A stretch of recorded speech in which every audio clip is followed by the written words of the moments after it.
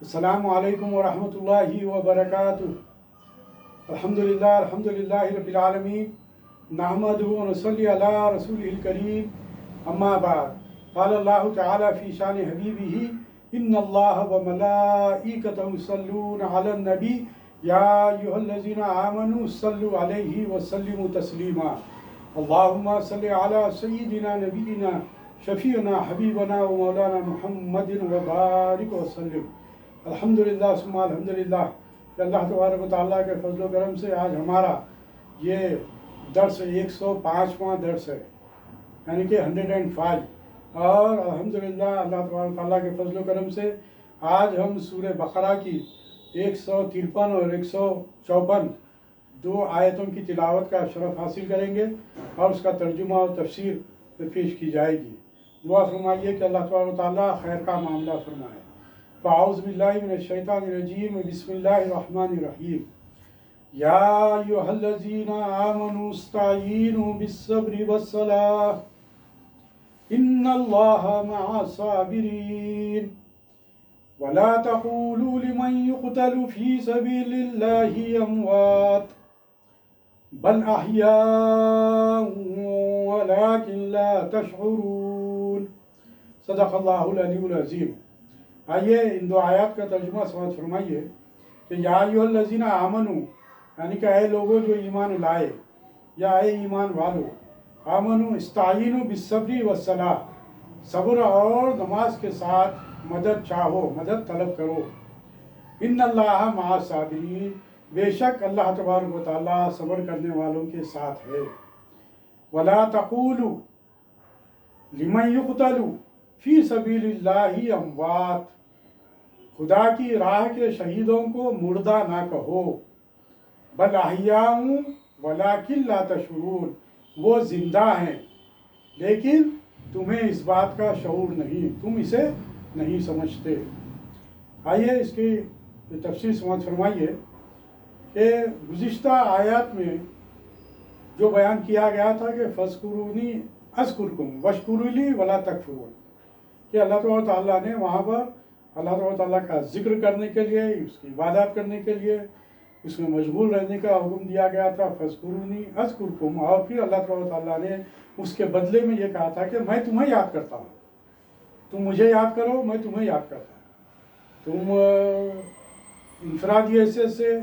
اگر یاد کرتے ہو تو میں بھی تمہیں انفرادی حیثیت سے یاد کرتا ہوں، تم اگر مجلسوں میں یاد کرتے ہو تو میں بھی تمہیں مجلسوں میں یاد کرتا ہوں، تم سے اچھی مجلسوں میں تمہیں یاد کرتا ہوں، یعنی کہ فرشتوں کی محفلوں میں تمہیں یاد کرتا ہوں۔ تم میرے طرف ایک ہاتھ بڑھ کر آؤ تو میں تمہاری طرف ایک قدم بڑھ کر آتا ہوں، تم میری طرف چل کر آؤ تو میں تمہاری طرف دوڑ کر آتا ہوں۔ یہ مختلف روایات میں، احادیث میں یہ باتیں ہمارے سامنے آئی کہ اللہ تبارک و تعالیٰ ایسا رحمان و رحیم ہے کہ ہمارے ہر عمل کو اس سے بہتر طور پر لوٹا رہا ہے۔ اور اس کے بعد پھر اللہ تبارک و تعالیٰ نے حکم دیا تھا کہ میرا شکر ادا کرو اور ناشکروں میں سے نہ ہو جاؤ۔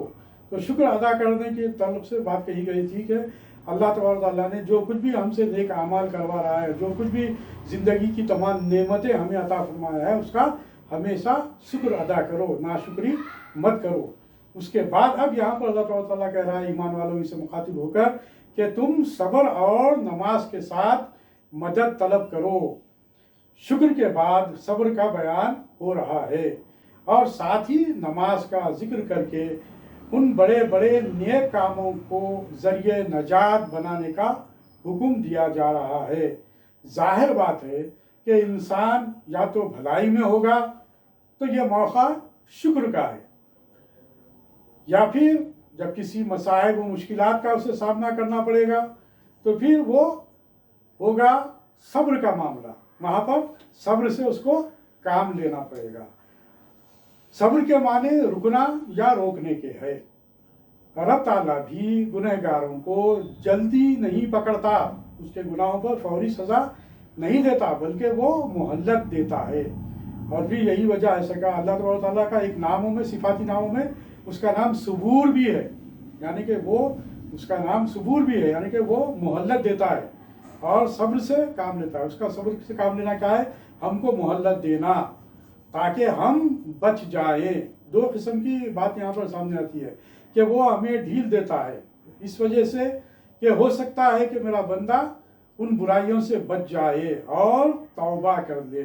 اس طریقے سے وہ مہلت دیتا ہے۔ تو اللہ تعالیٰ کی یہ جو صفت ہے صبور کی، یہ جو مہلت دینا ہے وہ ہمارے لیے رحمت بنتا ہے۔ اور ایک معاملہ ایسا ہے کہ وہ ڈھیل دیتا ہے کہ انسان جب گناہوں میں ملوث ہو جاتا ہے تو اسے ڈھیل دیتا ہے،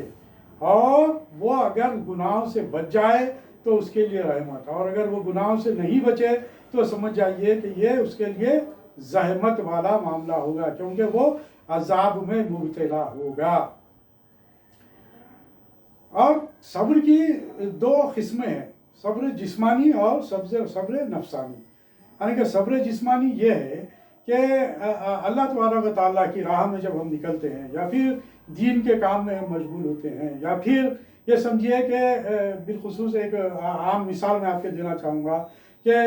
صبر کی کیفیت ہمارے اندر یہ بھی پیدا ہو جاتی ہے کہ ہم نیند میں مشغول ہیں، نیند میں آرام میں ہیں،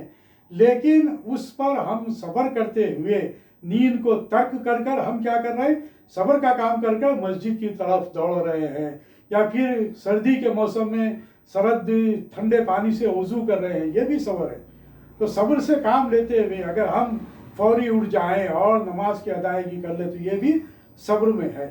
یہ بھی صبر میں ہے۔ اور اسی طریقے سے صبر نفسانی یہ ہے کہ ہم کو ہمارا نفس جو ہے وہ برائیوں کی طرف متوجہ کرتا ہے، تو اس پر ہم صبر کر کر ان برائیوں سے رکے رہنا۔ جیسا کہ میں نے آپ کے سامنے اوپر جو بات کی کہ صبر کے معنی رکنا اور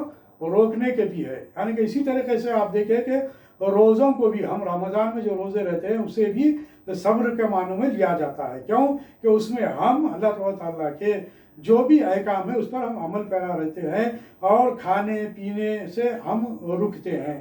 بچتے ہیں، ہم اپنی بیویوں سے دور رہتے ہیں۔ یہ سب کیا ہے، صبر کی منزلیں ہیں۔ یہ صبر میں ہم جیسا اپنا دامن نہیں چھوڑتے، صبر پر ہم قائم رہتے ہیں۔ تو اس طریقے سے یہ جو صبر کا معاملہ ہے یہ ہماری نفسانی خواہشات پر روک لگانا، نفسانی خواہشات پر ہم کنٹرول کرنا، یہ چیز ہے صبر کی۔ تو اس طریقے سے یہاں پر ایک بات بتلائی گئی حدیث میں ہے کہ مومن کی کیا ہی اچھی حالت ہے کہ ہر کام میں اس کے لیے سراسر بھلائی ہی بھلائی ہے، اسے راحت ملتی ہے، شکر کرتا ہے تو اجر پاتا ہے، رنج پہنچتا ہے تو صبر کرتا ہے تو صبر کا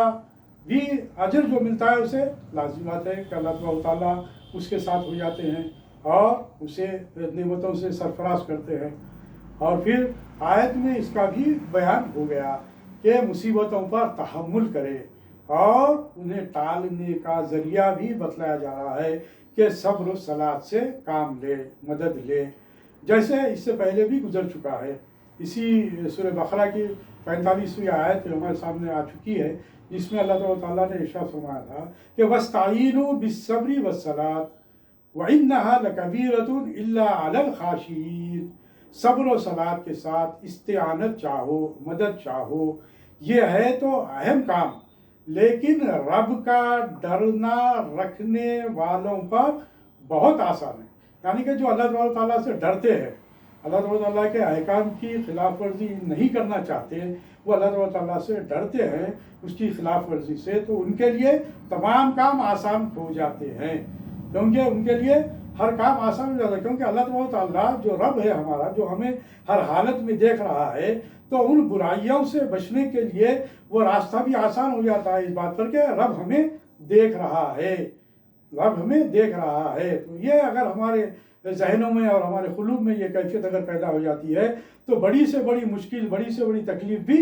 آسان ہو جاتی ہے، کیونکہ ہم اللہ تبارک و تعالیٰ کی رضا چاہتے ہیں، اللہ تبارک و تعالیٰ کی خوشنودی چاہتے ہیں۔ تو اللہ تبارک و تعالیٰ کی خوشنودی کے لیے کوئی مشکل نہیں رہتی، کوئی مصائب کا سامنا کرنے سے ہم نہیں کتراتے۔ تو یہی صفات جو ہے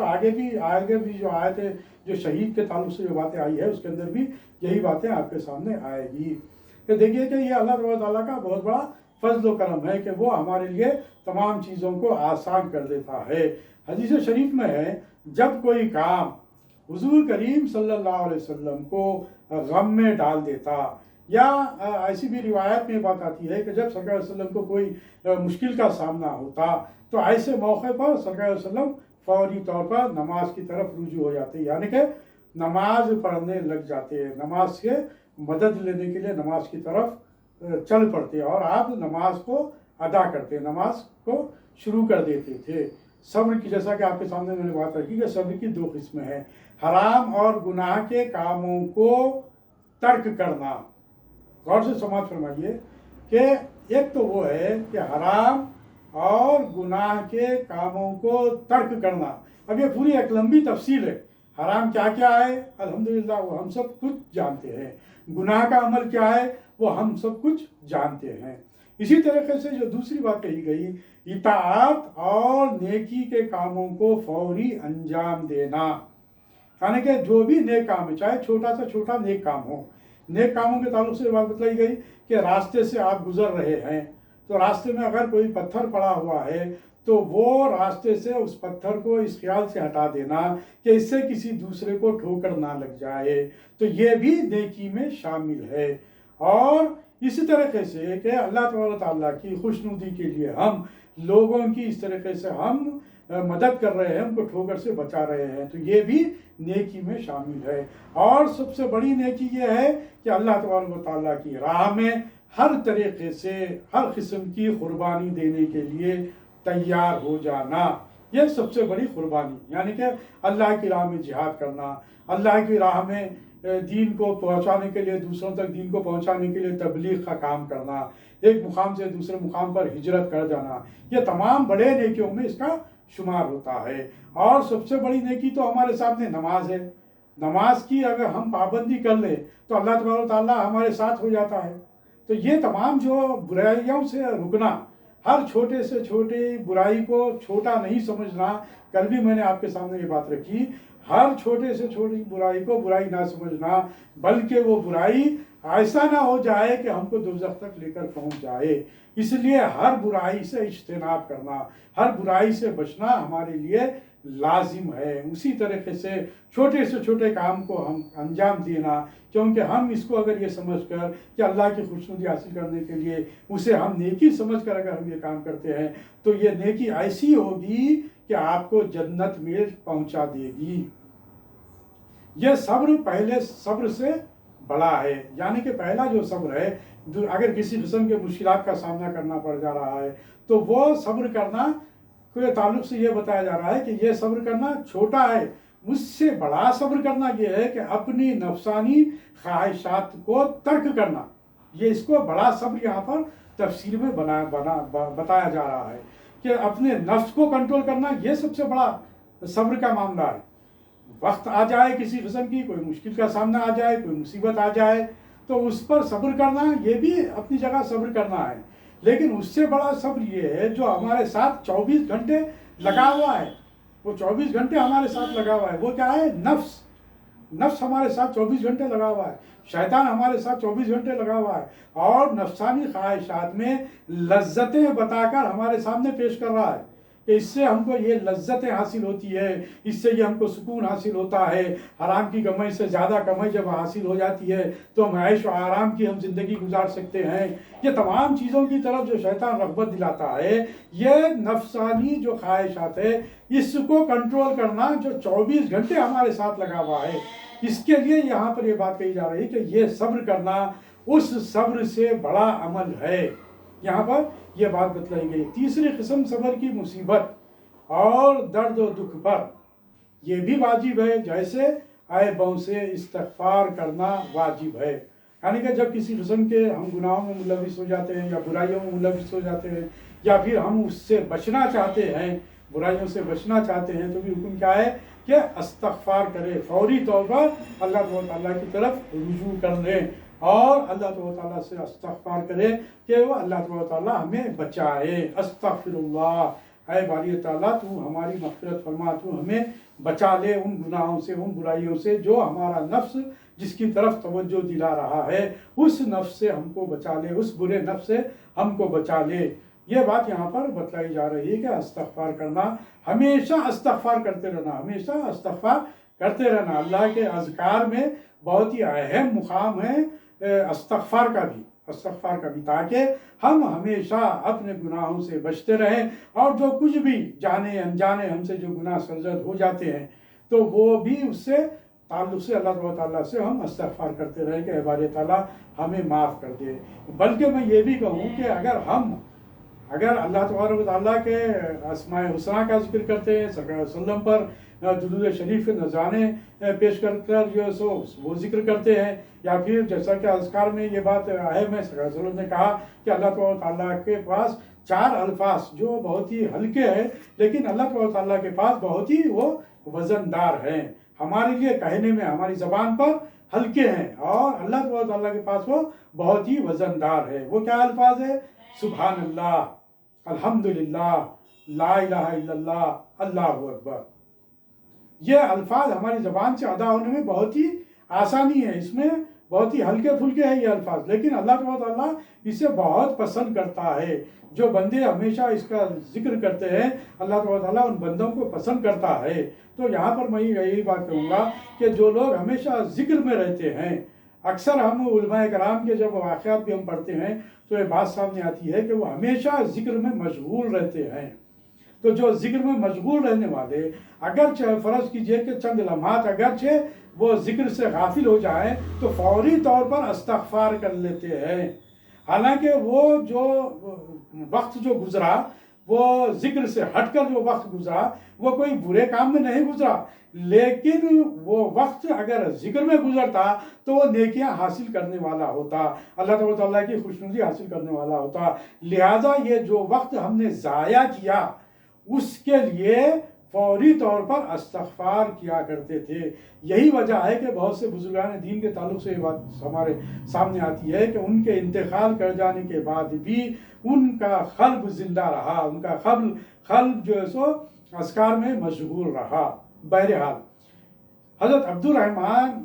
رحمۃ اللہ علیہ فرماتے ہیں، اللہ تعالیٰ کی فرما برداری میں استقلال سے لگے رہنا، گو نفس پر شاخ گزرے، طبیعت کے خلاف پڑے، جی نہ چاہے۔ ایک صبر تو یہ ہے، دوسرا صبر اللہ تعالیٰ کی نامرضی کے کاموں سے رک جانا، گو طبعی میلان اس طرف ہو، خواہش نفس اکسا رہی ہو۔ امام زین العابدین رحمۃ اللہ علیہ فرماتے ہیں، قیامت کے دن ایک منادی ندا کرے گا۔ اب آپ یہاں پہ سماعت فرمائیے کس قدر اہم معاملہ ہے اس کا، کہ نیکی کی طرف جو ہے توجہ کرنا اور صبر کرتے ہوئے نیکی کا کام انجام دینا، اور برائی سے بچے رہنا اللہ تعالیٰ کے خوف سے۔ اس طریقے سے جو صابرین ہوتے ہیں ان کے تعلق سے اللہ تعالیٰ ارشاد فرما رہا ہے، روایت جو سامنے آ رہی ہے کہ قیامت کے دن ایک منادی کرنے والا منادی کرے گا، یعنی کہ آواز لگائے گا کہ صبر کرنے والے کہاں ہیں، اٹھیں اور بغیر حساب کتاب کے جنت میں چلے جائیں۔ کچھ لوگ اٹھ کھڑے ہوں گے اور جنت کی طرف بڑھیں گے، فرشتے انہیں دیکھ کر پوچھیں گے کہ کہاں جا رہے ہو؟ یہ کہیں گے جنت میں۔ وہ کہیں گے ابھی تو حساب کتاب باقی ہے، ابھی حساب بھی نہیں ہوا۔ وہ کہیں گے کہ ہاں حساب سے بھی پہلے۔ پوچھیں گے آخر آپ لوگ کون ہیں؟ جواب دیں گے کون؟ وہ صابرین جواب دیں گے ہم صابر لوگ ہیں، خدا کی فرما برداری میں لگے رہے اور اس کی نافرمانی سے بچتے رہے مرتے دم تک، یعنی کہ آخری دم تک ہمارے طریقے زندگی اس طریقے سے رہا کہ ہم اللہ تبارک و تعالیٰ کے احکام پر اپنے سر کو جھکائے ہوئے رہے۔ اس کا مفہوم میں بیان کر رہا ہوں کہ اللہ تبارک و تعالیٰ کی خوشنودی کے لیے ہر تکلیف کو برداشت کیے اور نیک کام جاری رکھے، اور اللہ تبارک و تعالیٰ کی خوشنودی کے لیے ہر برائی سے بچتے رہے، اور مصیبتوں کے پہاڑ ہم پر ٹوٹے لیکن اللہ تبارک و تعالیٰ کی خوشنودی کے لیے ہم نے صبر سے کام لیا اور برائیوں پر صبر کیا، بچتے رہے اور اس پر قائم رہے۔ فرشتے کہیں گے پھر تو ٹھیک ہے، بے شک تمہارا یہی بدلہ ہے اور اسی لائق تم ہو جاؤ جنت میں مزے کرو، اچھے کام والوں کا اچھا ہی انجام ہے۔ یعنی یہی قرآن فرماتا ہے یوفی الصابرون اجرہم بغیر حساب۔ سورہ زمر کی یہ آیت ہے 10ویں آیت۔ صابروں کو ان کا پورا پورا بدلہ بے حساب دیا جائے گا۔ حضرت سعید بن جبیر رحمۃ اللہ علیہ فرماتے ہیں صبر کے یہ معنی ہیں کہ خدا تعالیٰ کی نعمتوں کا اقرار کرے اور مصیبتوں کا بدلہ خدا کے ہاں جان کر ان پر ثواب طلب کرے۔ ہر گھبراہٹ، پریشانی اور گھٹن پر کے موقع پر استقلال اور نیکی کی امید پر وہ خوش نظر آئے۔ پھر فرمایا، اب آگے کی جو آیت آئی کہ وَلَا تَقُولُوا لِمَنْ يُقْتَلُ فِي سَبِيلِ اللَّهِ أَمْوَاتٌ، خدا کی راہ میں شہید ہونے والوں کو مردہ نہ کہو، وہ زندہ ہیں، بل احیاء وَلَٰكِن لَا تَشْعُرُونَ، وہ زندہ ہیں لیکن تم اس بات کا شعور نہیں رکھتے، تم اس سے واقف نہیں ہو، تم نہیں جانتے۔ یہاں پر آگے اس تعلق سے بیان کیا جا رہا ہے شہیدوں کے متعلق کہ تم انہیں مردہ نہ کہو، بلکہ وہ ایسی زندگی میں ہیں جسے تم نہیں سمجھ سکتے، انہیں حیات برزخی حاصل ہے اور وہاں وہ روزیہ پا رہے ہیں۔ صحیح مسلم شریف میں ہے کہ شہیدوں کی روحیں سبز رنگ کے پرندوں کے قالب میں ہیں اور جنت میں جس جگہ چاہیں چرتی اور چگتی پھرتے ہیں، پھر ان قندیلوں میں آ کر بیٹھ جاتے ہیں جو عرش کے نیچے لٹک رہی ہے۔ ان کے رب نے ایک مرتبہ انہیں دیکھا اور ان سے دریافت کیا۔ کسے؟ جنتیوں سے سوال کیا جا رہا ہے کہ اب تم کیا چاہتے ہو؟ جنت میں جب چلے جائیں تو پھر جنتیوں سے اللہ تعالیٰ سوال کر رہا ہے کہ بولو تم کیا چاہتے ہو؟ تو انہوں نے جواب دیا، یعنی کہ جنتیوں نے اللہ تعالیٰ کو جواب دیا، خدایا ہمیں تو نے وہ دے رکھا ہے جو کسی کو نہیں دیا۔ یعنی کہ جنت میں اللہ تعالیٰ ہر قسم کی نعمتوں سے جنتیوں کو سرفراز کرے گا اور جنتیوں جب جو چاہیں گے انہیں حاصل ہو جائے گی۔ یعنی کہ اللہ تعالیٰ نے تمام وہاں پر ہر قسم کی انہیں عیش و آرام کی زندگی انہیں فراہم کیا ہے، وہاں پر وہ ہر طریقے سے آرام اور سکون کے ساتھ اپنی زندگی گزاریں گے۔ لیکن اس کے باوجود پھر اللہ تعالیٰ سوال کرتا ہے کہ پھر ہمیں کسی چیز کی ضرورت ہوگی، تو اللہ تعالیٰ پھر ان سے سوال کرتا ہے کہ جب انہوں نے دیکھا کہ یہاں پر اب پھر ہم سے سوال کیا جا رہا ہے تو آپ اندازہ لگائیے کہ شہید کا کیا مقام و مرتبہ ہے۔ حالانکہ روایات میں یہ بات آتی ہے کہ جو شخص بھی جنت میں چلا جاتا ہے وہ پھر دوبارہ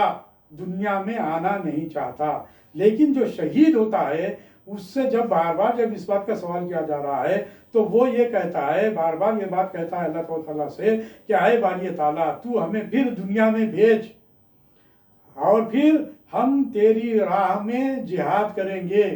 اور تیری راہ میں ہم شہید ہونا پسند کریں گے تاکہ پھر ہم جنت میں دوہرا اجر حاصل کریں، پھر ہم جنت میں آ جائیں، تیری خوشنودی حاصل کرنے والے بن جائیں۔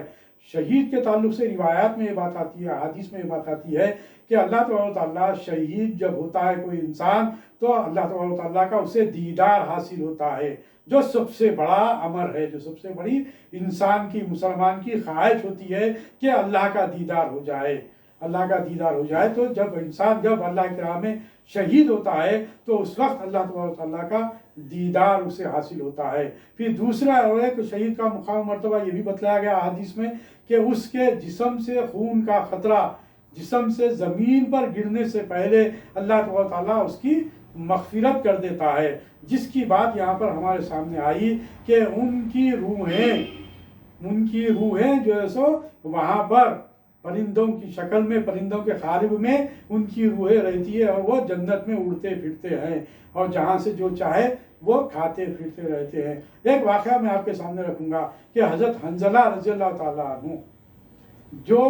غزوہ احد کے وقت ان کی شہادت عمل میں آئی، اسی دن حضرت حنظلہ رضی اللہ تعالیٰ عنہ کی شادی ہوئی تھی اور اسی دن اسی رات جب اس بات کا غزوہ احد کے اعلان کیا گیا تو وہ اپنی بیوی کے ساتھ تھے، لیکن جیسے ہی آپ کا جو حکم ہوا جنگ کا، غزوے کا شریک ہونے کے لیے جب اعلان کیا گیا تو آپ اپنی بیوی کو اسی حالت جنابت میں آپ چھوڑ کر غزوے میں شامل ہو جاتے ہیں۔ شہید کا مرتبہ میں بتلا رہا ہوں، جو اللہ کی راہ میں شہادت قبول کر لیتے ہیں، اللہ تعالیٰ انہیں کیسا سرفراز کرتا ہے۔ جب حضرت حنظلہ رضی اللہ تعالیٰ عنہ اس غزوے میں جاتے ہیں تو وہ شہید ہو جاتے ہیں،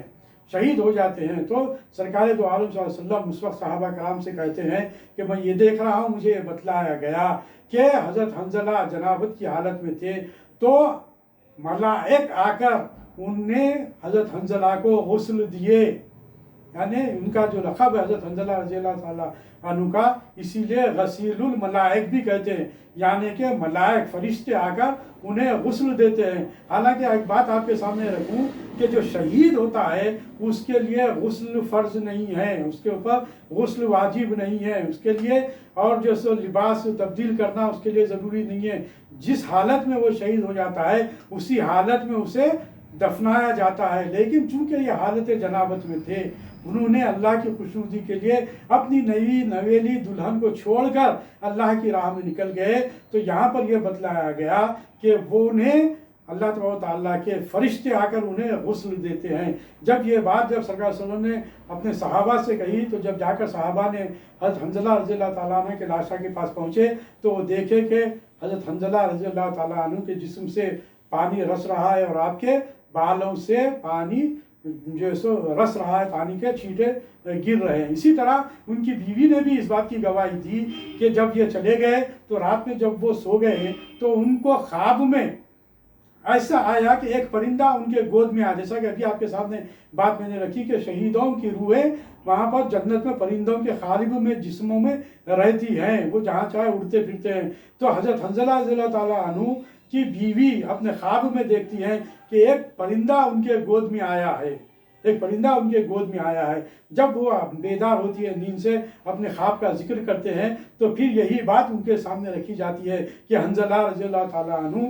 جنت میں پہنچ گئے ہیں اور وہ پرندے کے قالب میں ان کی روح ہے اور وہ جنت میں خوشی سے پھیل رہی ہے۔ اس طریقے سے بات جو سو کہی گئی۔ اللہ تعالیٰ ہم سب کو اللہ تعالیٰ کا صابر بنائے، اللہ تعالیٰ کا شاکر بنائے اور نماز سے مدد حاصل کرنے والا بنائے، تاکہ ہم ہمارے اپنے تمام مصائب اور مشکلات کا سامنا آسانی سے کریں اور اللہ تعالیٰ کی ہمیں خوشنودی حاصل ہو جائے۔ اے باری تعالیٰ، ہمیں تو اپنے پسندیدہ، اپنے شکر گزار، اپنے صابر بندوں میں ہمارے کو شامل کر لے، ہم کو اپنے نمازی بنا دے، ہم کو اپنے نماز ادا کرنے والے بندوں میں ہمیں شامل کر لے۔ اے باری تعالیٰ، ہم پر رحم کا، کرم کا معاملہ فرما اور ہمیں اپنے جنت میں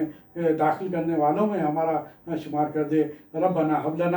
ربنا هب لنا من ازواجنا وذرياتنا قرة اعين واجعلنا للمتقين اماما ربنا لا تزغ قلوبنا بعد إذ هديتنا وهب لنا من لدنك رحمة إنك أنت الوهاب سبحانك اللهم وبحمدك أشهد أن لا إله إلا أنت